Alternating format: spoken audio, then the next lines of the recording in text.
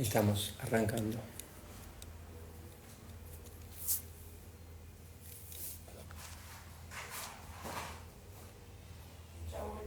Chapa.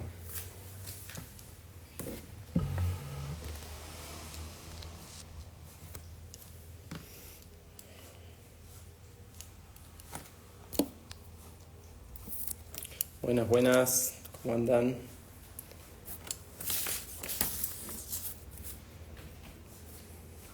Vamos a esperar al profe Javier para comenzar con el vivo de hoy. Si tiene alguna pregunta o algo en particular para hablarlo con él, obvio, bienvenido. Así ya podemos ir sumando al cuestionario que armamos.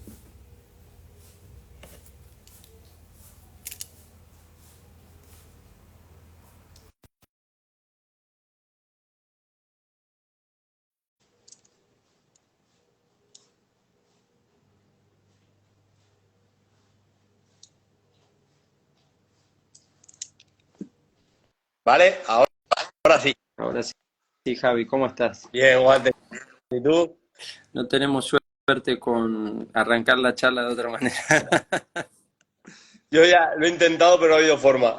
No hay problema, no hay problema. Bueno, damos comienzo entonces a nuestro vivo.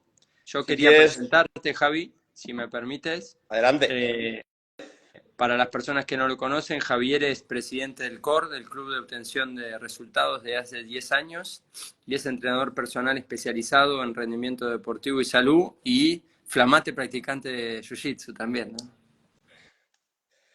Bueno, y yo por mi parte, para los que venís de mi lado, Walter es licenciado en Nutrición y Salud, doctor en Nutrición, si no me equivoco, ¿no? Y, En Ciencia de y la Salud. en Línea de la Salud, perdón, y el entrenador del equipo paralímpico de judo. Así es, así es.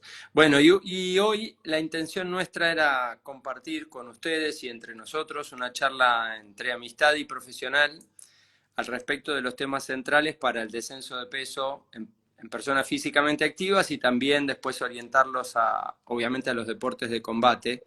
Javi, vamos a ir haciendo, si te parece, como un ping-pong, como un ida y vuelta, ¿te parece? Perfecto, ¿arrancas tú? Dale.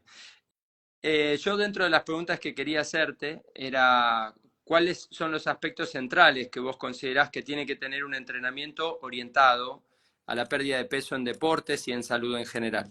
Mira, en salud en general, para mí el principal es el movimiento, en general. Al final, más vale moverse, aunque sea mal, pero moverse a la hora de perder peso. Sé que esto muchos entrenadores me lo tirarán a la cabeza, pero la mayoría de gente peca en moverse poco. Todo el mundo va una horita al gimnasio y se piensan que han hecho un gran esfuerzo de su vida, pero yo una de las cosas que más les repito a la gente que busca perder peso es anda, mantente activo. Y a la hora de marcarles el entrenamiento, lo que más hago hincapié es en la intensidad del mismo. Muchas veces pecamos en no meternos la suficiente intensidad a la hora de entrenar y por lo tanto el estímulo es tan mínimo que no logramos nada. Bien, vos sabés que en uno de los aspectos que hemos charlado y al respecto de este siempre surge el tema de cuánta actividad física, más allá de las recomendaciones de la OMS o de la FAO, cuánta actividad física hace falta para tener un efecto significativo sobre la pérdida de grasa.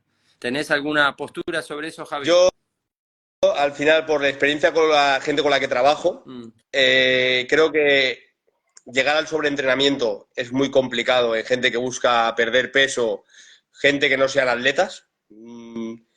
Te puedo decir que en los 10 años que llevo trabajando con personas, nunca he conocido un caso de sobreentrenamiento.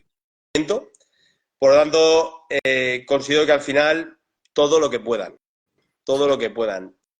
No tanto en entrenamiento, porque al final el entrenamiento sí que tiene unos topes y igual no por fatiga, pero te vas a hacer daño, te vas a acabar lesionando, pero sí en movimiento. Deja de muchas recomendaciones de las que oyes, ¿vale? Se acabó el ascensor, empezamos a coger la escalera. Pequeños cambios, pequeños cambios. No sé si queda algo no quede claro, pero es empezar a añadir actividad. Muy difícil que vayas a explotar por actividad. Y sobre todo ir metiendo pequeños cambios, eso, el ascensor, cambiado por la escalera, el ir al trabajo andando en bicicleta suele venir muy bien. Ir a hacer la compra, que la mayoría vamos en coche y tal. Si vas a hacer la compra de la semana, pues igual sí que te digo, vete en coche, que igual cargar 5 palets de agua es un problema para ir andando, pero si vas a comprar una bolsa de naranjas que pesa 2 kilos, puedes ir andando perfectamente.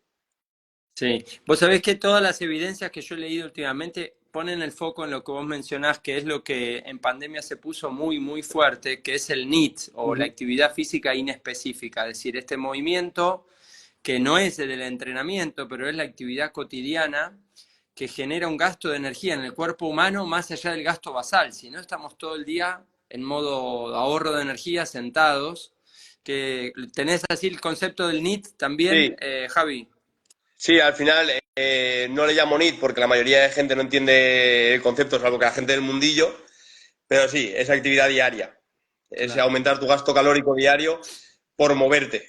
claro, Lo veo, exactamente, exacto. lo veo fundamental. Lo- Javi, y en relación a esto que mencionabas, me quedó que mencionaste obviamente el más movimiento, o sea, más frecuencia, y hablaste de la intensidad. Ujú. Porque muchas veces, bueno, sigue estando arraigada esta teoría antigua de que en la intensidad baja y actividades extensivas son mucho más útiles que jugar con la alternancia de intensidades y ejercicios de más magnitud de esfuerzo. ¿Qué tenés para tirarme de eso, Javi? Al final, hay mil evidencia que el trabajo intensidad al final te va a provocar más daño muscular a corto plazo, es decir, con menor cantidad de tiempo, mayor daño muscular. Eso va a ayudar a repararte, vas a generar una mayor adaptación, una mayor hipertrofia, que esto a su vez nos va a ayudar a elevar el gasto calórico. Al final, a más masa muscular, por eso aún controlas tú más que yo, a Ujú. mayor masa muscular, más gasto calórico. Por lo Bien, tanto, nos interesa. La gente siempre te pone el ejemplo del maratoniano para perder peso. Yo creo que es un ejemplo sacado de contexto, porque al final un maratoniano está hablando de una persona que va a correr 4 horas seguidas y que sus claro, tiradas son muy largas. La mayoría de gente sale a correr 20-30 minutitos. No claro. sé, si fuera muy extensivo, probablemente podría llegar un momento en el que equipararíamos el gasto. Pero normalmente la gente tenemos 1 hora para entrenar, 45 minutos, 1 hora y cuarto en el mejor de los casos. En ese tiempo hay que intentar meter el mayor gasto calórico que podamos. Y la intensidad Claro. es una buena herramienta. ¿Y la intensidad, cómo la medís en el gimnasio vos? Yo la calculo normalmente con tonelaje. Al final, con los kilos que va moviendo la gente. Con los Con una kilos. assault bike, con los vatios. Dependiendo de lo que vayamos a hacer, pero normalmente vas calculándolo con tonelaje. En una sentadilla, pues poco a poco vas cargando más, la intensidad va a ir aumentando con porcentajes de RM. Siempre digo que Perfecto. al principio una persona que no sabe entrenar no le voy a sacar una RM, me parecería una locura, pero sí que vas aproximándole y poquito a poquito vas estimando esa RM. Claro. Una RM, por si alguien no lo sabe, es una repetición máxima. Entonces lo que vamos a hacer es simplemente por estimación indirecta ir buscando sus marcas, ir trabajando con ellas, pero Bien, siempre intentando ese apretoncito para cansarlo un poquito más. bien, bien, bien. Bueno, yo te sigo preguntando, vos me preguntás cuando quieras, pero yo tengo un montón de preguntas. O sea, ¿Vale? ¿Quieres que eh, te hago yo la tía ahora primero y Meta, luego dale, cambiamos otra vez? dale, yo te escucho. ¿Cuál sería el factor más importante que consideras a la hora de empezar una dieta? Bueno, despreciando la genética y la herencia que no la podemos cambiar, eh, sin lugar a dudas, el tema de la calidad de lo que uno come. La calidad de la comida y pegadito la cantidad. Eh, no es solo importante que, si es que uno puede elegir, obviamente, y tiene acceso a los alimentos, sino cuánto. Y vos sabés que hay varios estudios que muestran que en general tendemos a subestimar lo que comemos, es decir, creemos que comemos mejor y en menos cantidad de lo que realmente comemos, y eso se confirma cuando, bueno, en la práctica es muy difícil porque uno está en el consultorio o en el gimnasio o en el centro deportivo, pero no estás con el atleta acompañando lo que come. Ujú. Pero cuando vos empezás a chequear con registro fotográfico, con pesada de alimentos en chicos y chicas que pesan lo que comen, las cuentas efectivamente empiezan a dar mejor y uno puede acompañar entonces otro seguimiento y ya no solo pensar en qué grupo de alimentos, pensando en los energéticos, los plásticos y los reguladores, sino en cuánto y en cómo distribuirlos a lo largo del día. Me parece que serían los puntos más importantes a tener ahí. Vale. Y luego te pregunto, dentro de, por ejemplo, el otro día estábamos hablando tú y yo, que hay muchísima gente que piensa que come más de lo que come y aún así, por ejemplo, en gente que busca perder peso, le mandas el plan nutricional y te dice, Buah, es que estoy comiendo una burrada. Y ahora sí, a esa gente, ¿qué le dirías? Eh, bueno, buena pregunta. Mirá, vos sabés que el tema es que es fácil comer mucha cantidad de comida con más fibra, con más volumen y que entonces uno se sienta efectivamente más saciado. Mm. Pero la realidad es que las comidas de calidad, entre comillas, que son más altas en proteínas magras, en fibra y carbohidratos complejos, en general brindan mucha más saciedad. Entonces es esperable que uno también se sienta más lleno, más completo, a pesar de no estar metiendo tantas calorías. En nutrición nosotros manejamos, Javi, un concepto que se llama densidad calórica o densidad nutricional, que es la relación entre las calorías que tiene un alimento y su volumen. Los alimentos chatarra, típicamente llamados chatarra, o toda la línea de ultraprocesados y demás, tienen en poco volumen mucha cantidad de calorías, por lo tanto dan poca saciedad y uno consume muchas calorías. Cuando uno intenta hacer una alimentación más baja en este grupo de alimentos, el volumen se incrementa y se baja la cantidad de calorías total. Entonces esta sensación que describís, obviamente hay que ir acompañando a la persona para ir haciendo de a poquito y según sus posibilidades el cambio, es una de las cosas más comentadas. Sí, sí. Vale.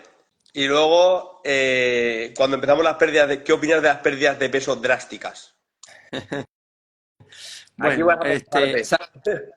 sacando la locura de los deportes de Sí, combate, hoy estaba leyendo una sí. última revisión de los últimos 2 años de UFC, Ujú, de la elite en deportes de combate, eh, que rompen todos los libros, porque el trabajo, después si quieres te lo comparto ujú. y a quien le interese también se lo compartimos, el trabajo mencionaba que en las últimas 72 horas previas a un pesaje clasificatorio, en promedio, 72 horas nada más, los chicos bajan entre 6 y 8% del peso corporal en 72 horas. Es decir, en 3 días, un chico de 70 te baja más de 5 o 6 kilos. Entonces es algo que es imposible de pensar en una dinámica que no es la de los deportes de combate.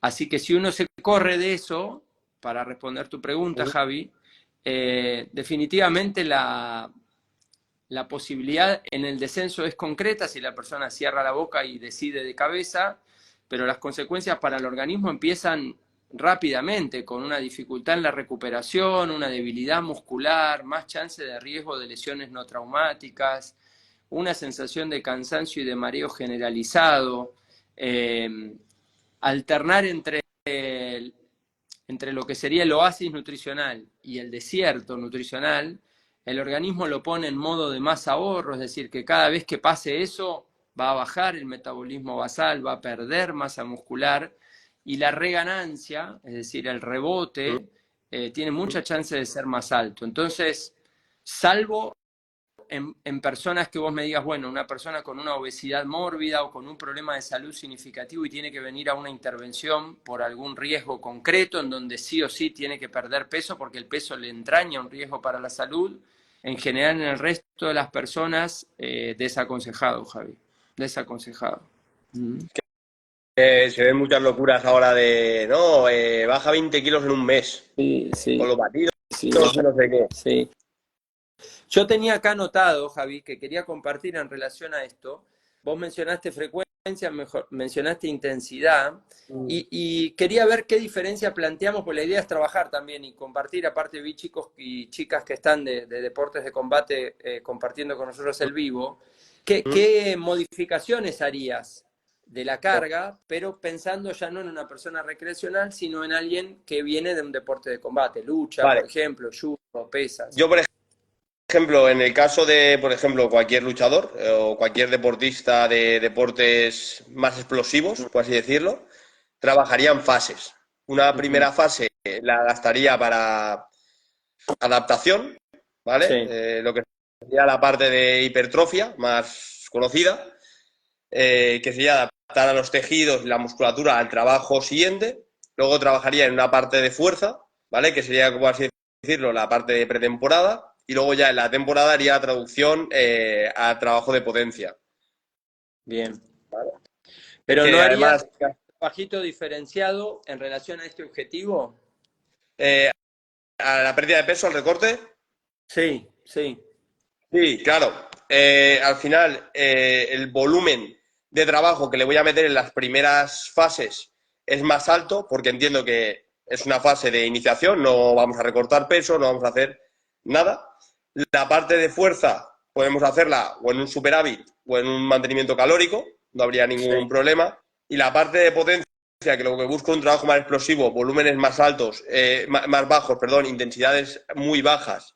Estamos hablando de intensidades en torno al 50, 40, 50% de un RM. mm, Pero trabajo muy explosivo, al final me van a generar un gasto calórico más pequeño y aunque esté recortando comida, es más carga neural que carga física. Es más claro, la carga fatiga cognitiva que carga muscular. Por lo tanto, la fatiga central le va a pesar, pero al final el daño muscular va a ser menor. va a ser menor, Entonces, a la hora de claro. hacer un Y en recorte de relación a peso eso, exhaustivo. habíamos nosotros compartido como parte de las preguntas que queríamos tocar en este vivo, todo lo que es la valoración funcional. ¿Cómo manejas esto de la valoración funcional para alguien que quiere comenzar a perder peso? ¿Qué cosas considerás fundamentales evaluar primero, no? Vale, por ejemplo, una persona que buscase perder peso, mi valoración suele ser bastante básica. Ujú. Trabajo más por patrones de movimiento y voy arreglando cosas que veo. Es decir, no hago una valoración al uso. Al final entiendo que una persona con un sobrepeso muy grande, estamos hablando de pues, obesidad, su movilidad va a estar reducida sí o sí. Entonces ya partimos Claro, de esa base. Entonces trabajo con patrones básicos y simplemente voy adaptando esos patrones para que pueda realizarlos. ¿Vale? Eso bien, sería para una persona más recreativa. claro, Y luego voy solucionando cositas. Pues, por ejemplo, tengo falta de movilidad de hombro, pues bueno, ya lo trabajaré. Pero de momento voy a empezar a moverme, voy a empezar a bajar esos kilos, voy a empezar a encontrarme mejor y probablemente muchas de las problemas de movilidad, por ejemplo, en cadera se ve mucho, en el momento esa obesidad empieza a bajar, la movilidad empieza a a aparecer. mejorar, Es decir, muchas veces ya no es falta de movilidad, sino falta de poder moverse. claro. No es un fallo O de sea, articulación. como hemos aprendido en el entrenamiento, ir de lo general a lo particular, es decir, empezar con Correcto. lo que llamamos macro o lo más grosero, entre comillas, y Ujú. después ir enfocando, digamos, Yo- ¿no? a mí me gusta mucho, por ejemplo, la gente de, no, te duele la espalda ya, pero es que tienes un mal apoyo. Ya, coño, pero a mí me duele la espalda. Pues bueno, primero vamos a solucionar tu problema de espalda y luego ya veremos el mal apoyo. Claro, Que sí, que también lo tienes, pero solucionemos primero lo que vemos y luego vamos a ir buscando qué más podemos ir arreglando. Y en el caso del bien, sobrepeso funciona exactamente, lo trabajo exactamente igual.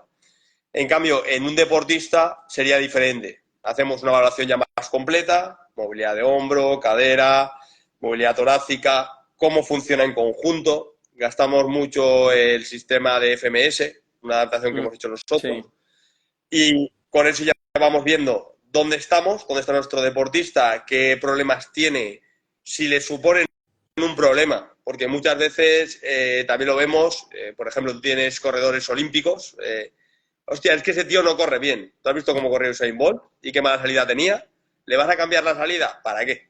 Más fácil que lo acabes rompiendo o estropeando que solucionando. Lo que adaptaré será todo lo demás para que no se me rompa. claro, Pero primero valoro todo y luego ya decido lo que tengo que ir solucionando y lo que no. bien. Vos sabés que yo utilizo, por favor, yo no prescribo actividad física ni mucho menos, pero hay Mm, mucha gente en el consultorio que no quiere ir o tiene miedo de ir a un gimnasio o a un espacio de actividad física por incomodidad, porque, bueno, nunca hizo ejercicio, porque no se siente cómodo transpirando o tiene ropa deportiva. Yo utilizo 3 cosas, quiero que las veas ver si te parecen potables. En cuanto a recomendación, cuando te dicen, bueno, ¿qué hago?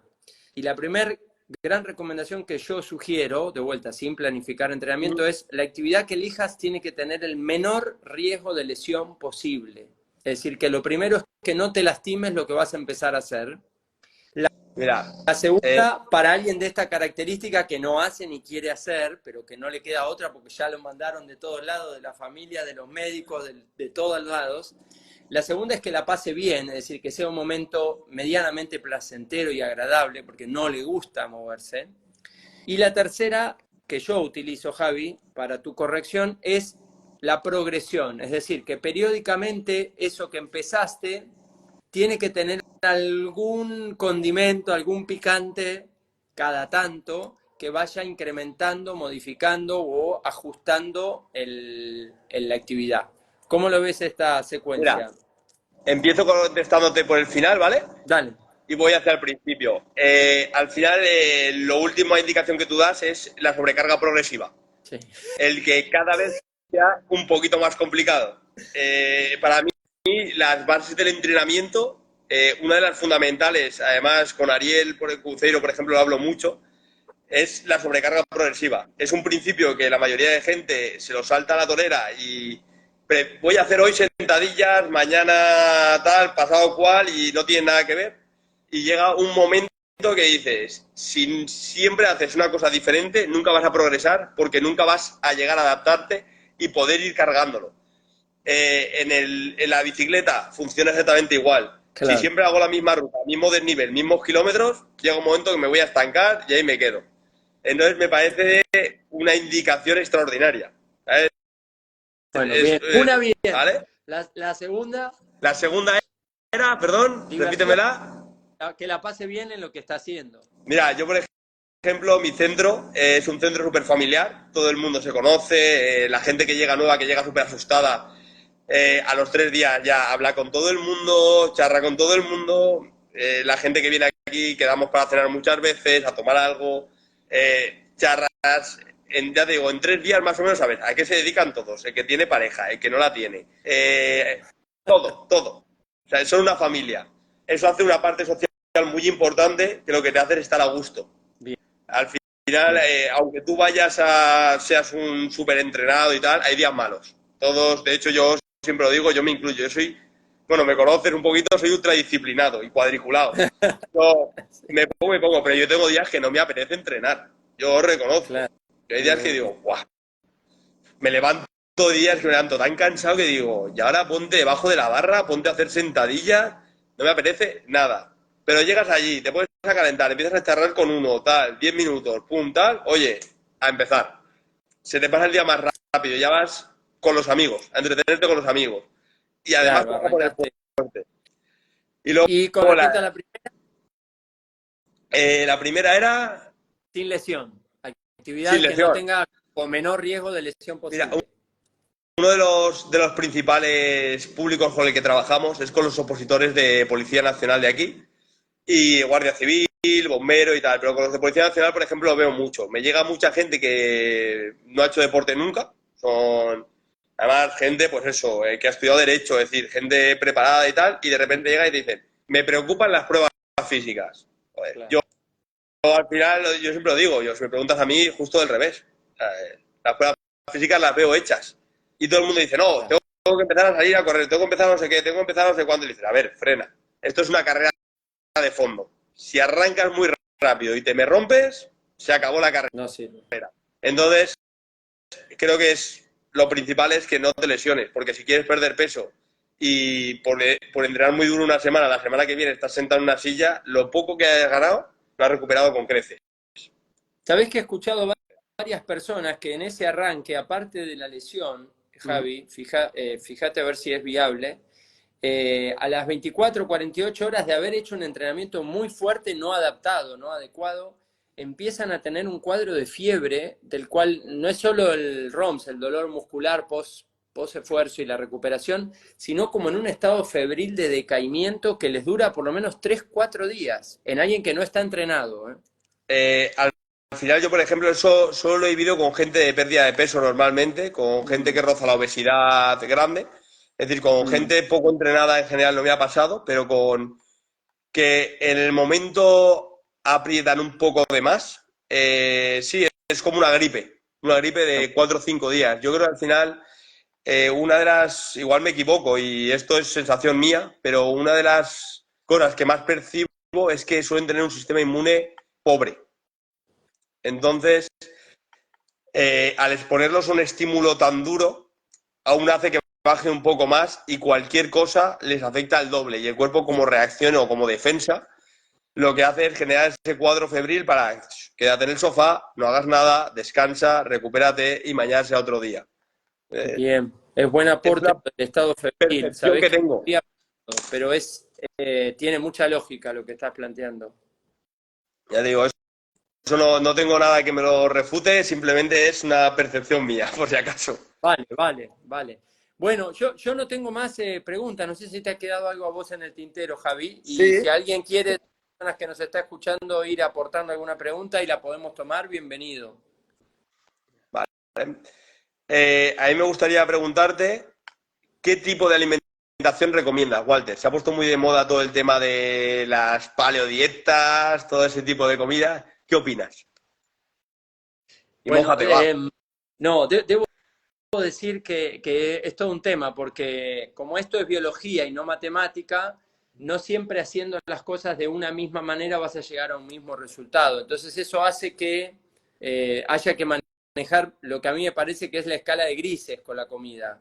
Hay personas que andan mejor con abordajes más proteicos, más restrictivos.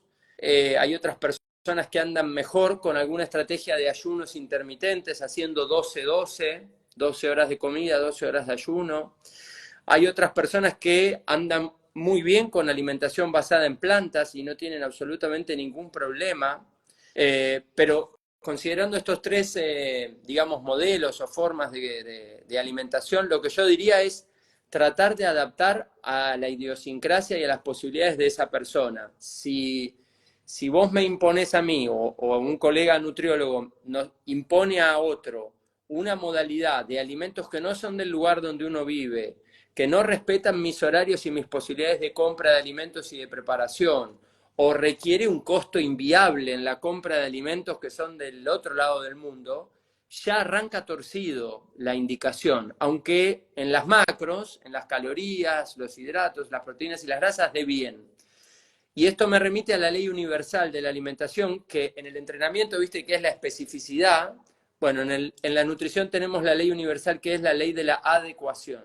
Entonces, el mejor plan o abordaje nutricional será aquel que la persona pueda llevar adelante y respete su contexto. Así que no me gusta ningún extremo de esos, los considero que no son sostenibles, Javi. Pero capaz que por alguna fase o en algún momento pueden ser útiles, o sea, no los tacho, Ujú. ¿me entendés? Pero no me caso con ningún modelo de esos. Sí, aquí le llamamos generar adherencia. Claro, exactamente, Que al final, exactamente.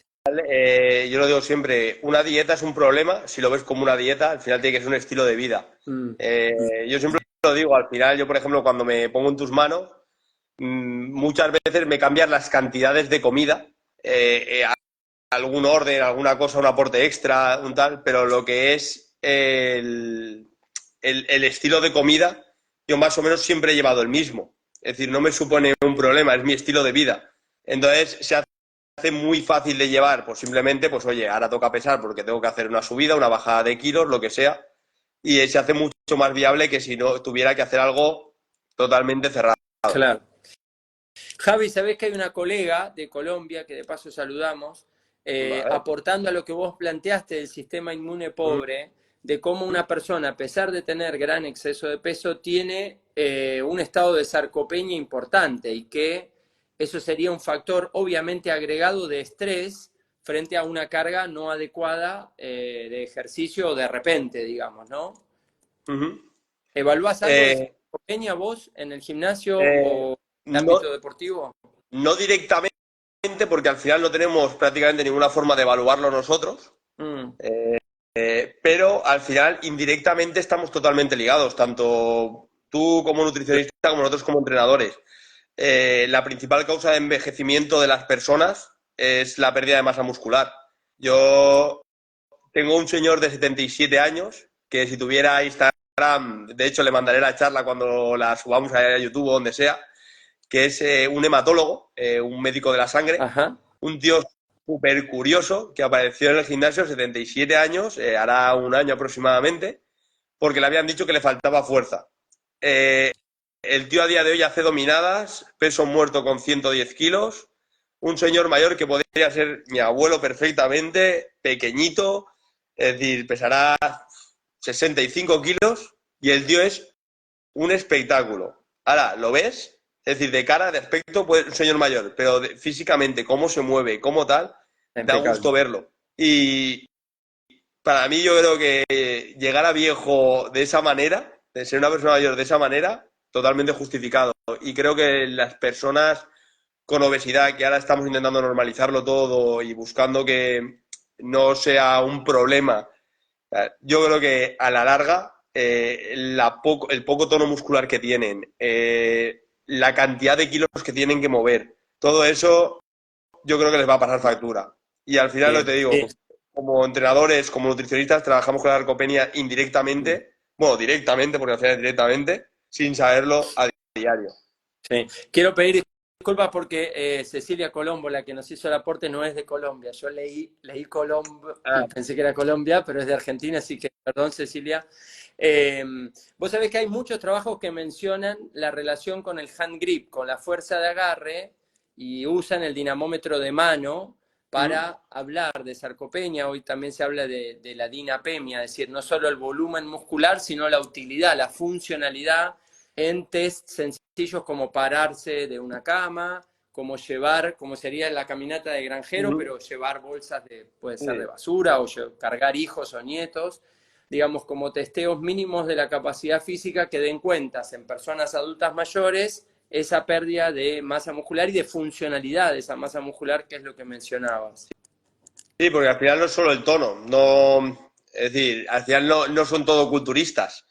No hace falta un gran volumen. Es decir, yo cuando me refiero a pérdida de masa muscular, me refiero a pérdida de tono muscular, de densidad muscular, Claro. de eficiencia. Es decir, Uh-huh. es un conjunto. Al final tú habrá gente con volúmenes muy grandes, mucho menos funcionales, útiles, llamémoslo como queramos, que gente con menores tonos, pero de mayor calidad. Claro. Yo creo que al final hay un factor que es la calidad muscular, que es importante tenerlo en cuenta. No es tanto el volumen, sino la capacidad. De Bien. hecho, ahí tendrás luchadores en UFC, por ejemplo, puede ser un buen ejemplo, que hay pesos ligeros que probablemente en producción de fuerza sean mayores que muchos pesados. En absoluta, probablemente ganará el pesado, un tío de 100 kilos siempre va a pegar más fuerte que uno de 70, pero en lo que es en porcentaje, en relatividad, probablemente estén mucho más fuertes. Relativo, claro. Bueno, de mi parte yo no tengo nada más. No sé si a vos te ha quedado algo, Javi, si quieres hacer algún cierre Pues, o alguna otra mira, yo creo que, cosa. que eres la persona ideal para... ¿Qué tendrías en cuenta a la hora de hacer un recorte para un luchador? Eh, no, el primer punto es partir de un diagnóstico inicial lo más acertado posible, porque hay que tener en presente que para perder peso en ese tipo de deportes sí o sí hay que hacer un déficit energético y que ya tienen variables de gasto muy altas, es decir, la variable de gasto ya no la podemos tocar mucho. Entonces la idea es sobre un diagnóstico medianamente específico de lo que la persona viene comiendo, primero trabajar con educación alimentaria, con la selección de alimentos, lo que hablábamos antes, ¿viste? La selección, la distribución y la cantidad de comida, ir empezando a controlar cantidades y después empezar a hacer los recortes de las comidas que estén más lejos del entrenamiento. Hoy se habla de un concepto que es, en términos nutricionales, que es el perientreno, que es todo lo que rodea al entrenamiento, vale decir, la comida previa, lo que haga durante, la hidratación o suplementación si fuera, y la posterior inmediata. Ese momento de perientreno sería el más importante para no tocar porque afectaría la calidad del entrenamiento. Pero el resto del día, ahí por ejemplo una estrategia de ayuno intermitente o una estrategia de reducción de las calorías fuera del momento del entrenamiento o de los entrenamientos en alguien que entrena de verdad, serían las cosas que más considero, Javi. ¿vale? ¿Mm? Luego, los recortes de agua. Los recortes de agua inevitablemente están y se van a seguir usando hasta que no se sume la densidad urinaria en los pesajes. Hay una propuesta de varios investigadores en sumar evaluar densidad urinaria junto con el momento del pesaje, pero por ahora son solo preliminares. El recorte de agua es una estrategia muy válida, pero solo puede usarse en el momento justo previo a el pesaje clasificatorio, por él 4 o 6 horas antes del pesaje. Yo, como estrategia, no es una estrategia útil para usar 24, 36 o más horas, porque, bueno, hay muchos reportes de personas que haciendo eso han perdido la vida, está documentado, en estrategias muy duras, en boxeo y artes marciales mixtas son los peores, y para eso creo que el gran tema, Javi, y esto lo sabes tú muy bien, es acercar el pesaje a la competencia. Hoy día Jiu-Jitsu y lucha son las dos actividades que tienen el pesaje lo más cerca posible. Algunos es inmediato, otro es 2 horas. Judo y Taekwondo lo tienen el día previo, que serían unas 12 horas. Arte marciales mixta tiene 24 horas y boxeo profesional 24 horas, lo cual lo convierte inevitablemente en que sea una máquina de lastimar personas, a mi entender. Pero acá Además, está la pelea mediática, ¿no? Con el pesaje y todo eso. yo el otro día lo hablábamos que al final, si la gente peleara en la categoría que debería pelear, las categorías de peso de hoy en día habrían cambiado totalmente. Sería totalmente radical. De hecho, desde que se prohibió la rehidratación venosa, ya han habido cambios. Ya han habido cambios. Claro. Sí. La gente baja a 10, 15 kilos y mucha parte es agua. Y yo creo que a corto plazo ya genera problemas y a largo plazo los riñones, todo lo van a pagar. Sí. Y, Hay y varias evidencias de lo que es el Wisconsin Program, que ya cumple 25 años de los trabajos de investigación en lucha en Estados Unidos, son los más serios de cohortes que siguen longitudinales. Estas personas, aparte de falla renal, empiezan a tener mucho más chance de diabetes, de hipertensión arterial, de problemas cardiovasculares en personas que no son tan viejas, con 40. Es decir, no es que tenemos que esperar a mucho tiempo. A los 10, 15 años de estar retirados, estos deportistas ya pueden empezar a tener manifestaciones metabólicas del deterioro corporal que uno, entre comillas, esperaría que provengan de mucho más adelante o que no provengan, y sin embargo están. Sí, sí. pues por mi parte, Walter, yo no tengo, creo que nada más en el tintero de preguntarte. Seguro que luego se me ocurren 200, Sí. pero ahora mismo, ¿algo que quieras preguntarme tú? No, yo agradecido primero, Javi, por la amabilidad, por los conceptos que nos has compartido. Estuve tomando nota para tenerlo presente y seguir aprendiendo y abrir el espacio también. Hay muchas personas que han participado, alumnos, colegas, docentes, la verdad que un gustazo. Vamos a dejar guardado esto, así queda para compartir. Y capaz que podemos repetir otra, Javi, y bueno, si hay gente interesada en alguna temática, vamos a laburarla con todo gusto.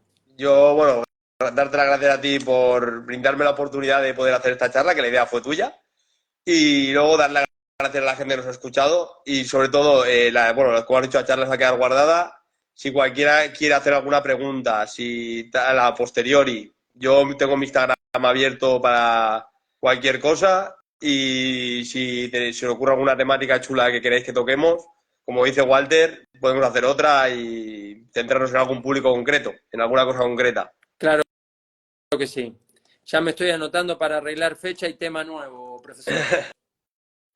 Fantástico. Bueno, te dejo un agradecimiento, gracias a las personas que estuvieron y estamos en contacto. Un abrazo muy fuerte. Gracias. Hasta luego.